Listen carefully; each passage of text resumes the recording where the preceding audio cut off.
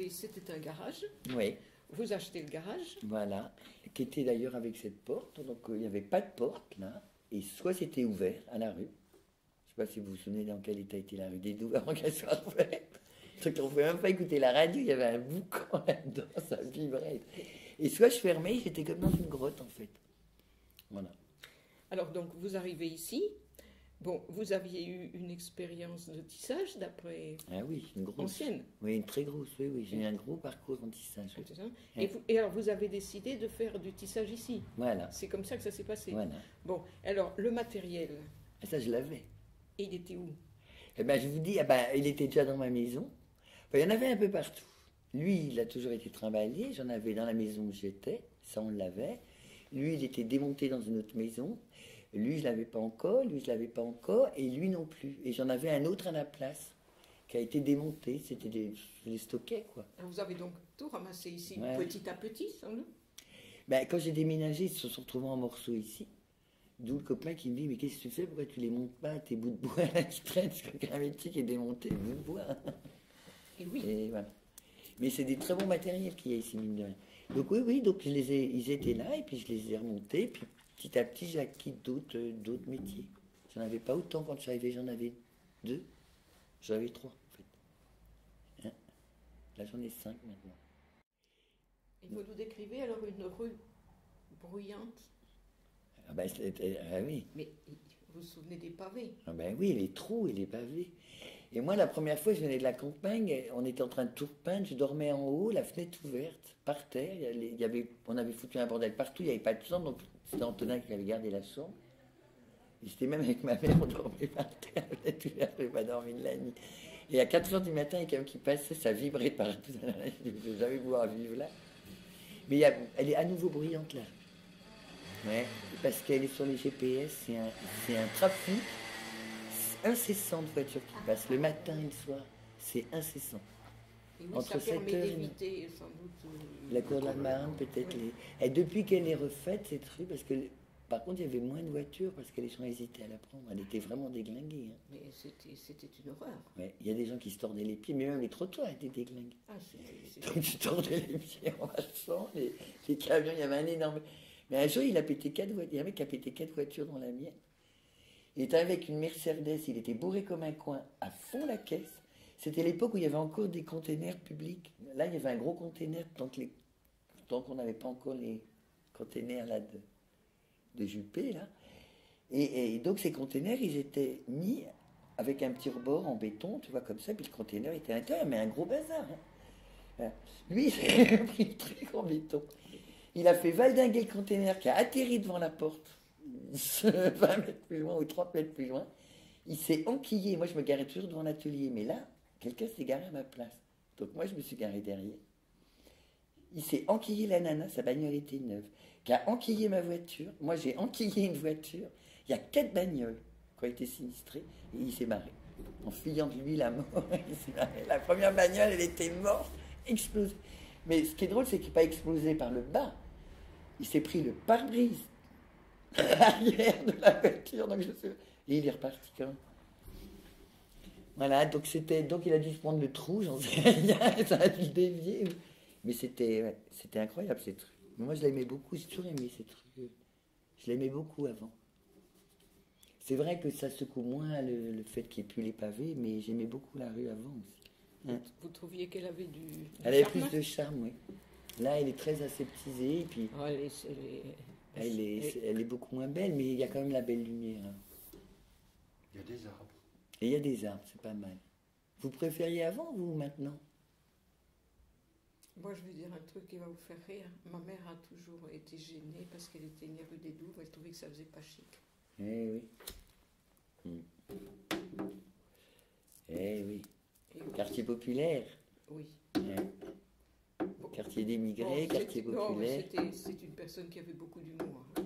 Oui, donc c'était pas... Donc elle disait ça Mais c'est beau. avec beaucoup de recul, d'humour et de... Enfin, ça l'a gêné, mais c'est comme ça me gêne un petit peu par rapport aux dames que je fréquente quand même. Moi, je trouve ça beau. Ça devait être incroyable, le quartier à l'époque où il y avait tout le marché. Là, ça devait être encore plus vivant. Hein? Il devait y avoir beaucoup de monde, c'était vivant quand même. C'est un quartier qui... Maintenant, je pense que c'est mort par rapport à ce que c'était. Oui, oui, c'est grouillé de travail. D'ailleurs, quand on voit les cartes postales de l'époque, qui, alors en général, les cartes postales présentent la place des Capucins Ouais, avec face. la vision vers le cours de la Marne, comme ça, mais on voit c'est bourré de voitures, de gens, de marchands. Ah ben oui, c'était du temps, c'était comme ça, là, mais c'était... Et puis alors, ça devait faire un bruit, effectivement, parce que imaginons les carrioles avec les chevaux sur les pavés ici. Alors, mais ma grand-mère qui est née dans cette maison, il devait être insensible au bruit. Après, On est habitué après. Mais oui, après ils sont déménagés, ils habitaient un autre coin dans Bordeaux. C'était très bruyant aussi, mais ça ne les gênait pas. Parce qu'ils étaient vaccinés, sans doute. De toute façon, le bruit, voilà. Ouais. Est-ce qu'il y a des commerçants dans le quartier? Ah ben carrément. Hein, il y en a? Ah ben oui. Ah ben oui. Il y a déjà la ruche là, où je vais de temps en temps faire mes courses là, qui vendent au restaurant. Il y a la Jeune Garde, qui est un commerce, donc c'est un restaurant. Montauplangouze, j'y vais pas. Puis après, il y a tout, dans la rue Clare, tout ça, moi je les connais. Enfin, il y en a qui me reconnaissent, je les connais plus ou moins bien, mais je vais régulièrement. Il y a tous les Sri Lankais où je vais régulièrement aussi. Il y a l'Asiatique rue de Bec. Ah ben moi, je fais mes courses que dans le quartier. Je peux passer 1 an sans passer le cours Victor Hugo, sans aucun problème. Ah oui, oui. Il y en a beaucoup moins de l'autre côté, vers Sainte-Croix. Là où je connais le moins bien, finalement, moins bien, alors qu'au début, j'y allais souvent, c'est la rue Camille Sauvageau qui a changé pas mal, au niveau des commerces et tout. Ouais. Là, j'y vais plus trop. J'aimais beaucoup cette rue, et puis là, j'y vais. Mais là, il y a de quoi, moi, il n'y a pas besoin d'aller tellement plus loin. Hein. Enfin, ça dépend, mais... Non, il y a beaucoup de commerçants. Et alors, le plus que j'ai de relations, c'est parce que je suis un peu connu comme le loup blanc, c'est au Capucin. Je n'ai pas de marchand attitré, mais beaucoup me connaissent parce que je change régulièrement. Je fais mes courses essentiellement là. Je fais mes courses au jour le jour, à l'humeur, à ce que je vois. Donc, je crois qu'on me connaît. L'atelier commence à être repéré. Je fais pratiquement pas de publicité, mais au bout de 10 ans, je dis qu'il faut 10 ans. Ben, c'est les gens qui viennent, qui passent. Alors, souvent, c'est des belles rencontres par hasard. C'est drôle, hein. Soit je suis à Landy, je suis pas là, gna gna, voir ça, je m'en fous de ça. Mais il y a des gens qui peuvent passer sans avoir jamais vu l'atelier, et un jour, ils passent, et en plus, c'est le jour où ils ont besoin de parler de textile, de tissage, et ils s'arrêtent, ils rentrent. Et alors, qu'est-ce que vous pensez de l'évolution du quartier? Oula. C'est une question très ouverte.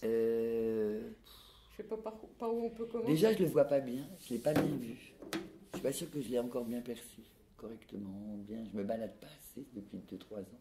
Et c'est à ce moment où je suis parti faire cette formation de CAP, c'est il y a 3 ans, que ça a vraiment basculé le quartier. Quand je suis revenu, enfin je venais, mais je repartais tout de suite, donc je suis parti presque 9 mois. Et en fait, quand je suis revenu, il y avait plein de trucs qui avaient changé. C'est l'année d'ouverture du marché libre. Ça fait quelle année? C'est dans quelle année? Ben, il y a 3 ans qu'elle a ouvert. Si mes souvenirs sont bons, donc on est. Donc c'est en 2016. Vous avez constaté un basculement vers cette. Voilà, quand je suis revenu, je me suis dit, ouais, c'est vers cette. Et en fait, j'ai vu plein de trucs se monter. Alors, moi, ce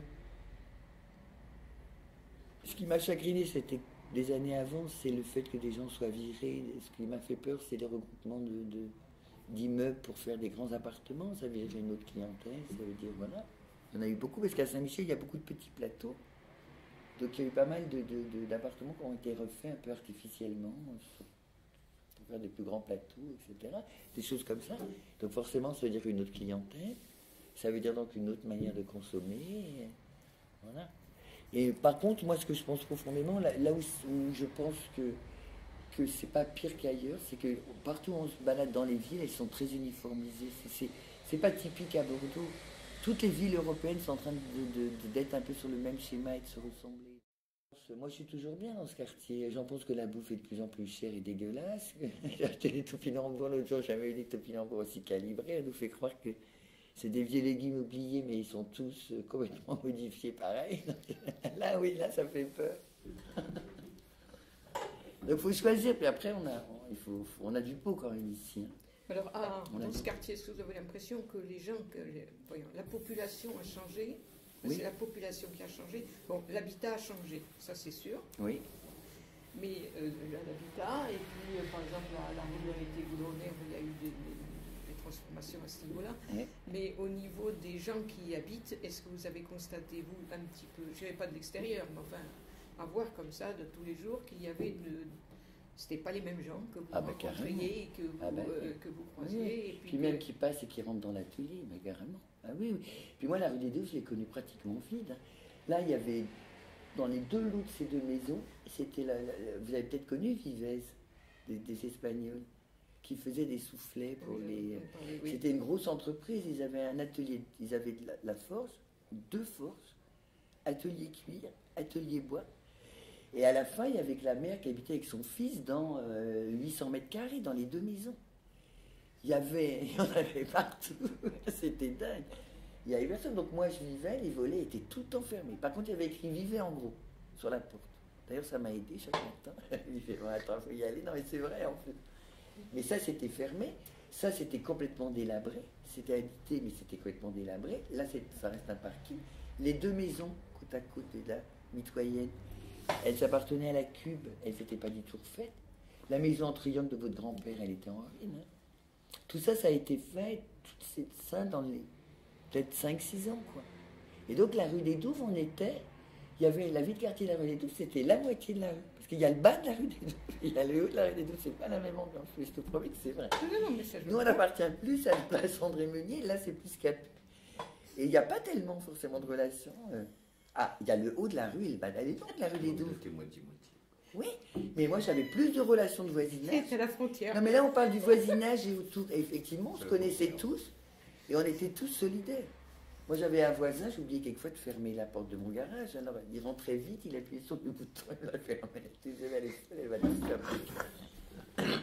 On se connaissait, puis il y avait une certaine solidarité. On pouvait s'engueuler aussi, mais on était peut-être quoi, je sais pas, une vingtaine, même pas. Et là, depuis, au début, je connaissais les gens qui habitaient là. Puis après, ça a été revendu. Mais ça, je sais même pas. Je vois des gens, je les connais même pas. Je sais pas qui c'est. On se connaît plus. J'en connais certains, mais on se connaît plus. Vous ne fréquentez pas. Vous ne vous fréquentez pas. Ben non, pas forcément. Pas tous. Mais je crois que c'est la caractéristique de l'habitat actuel.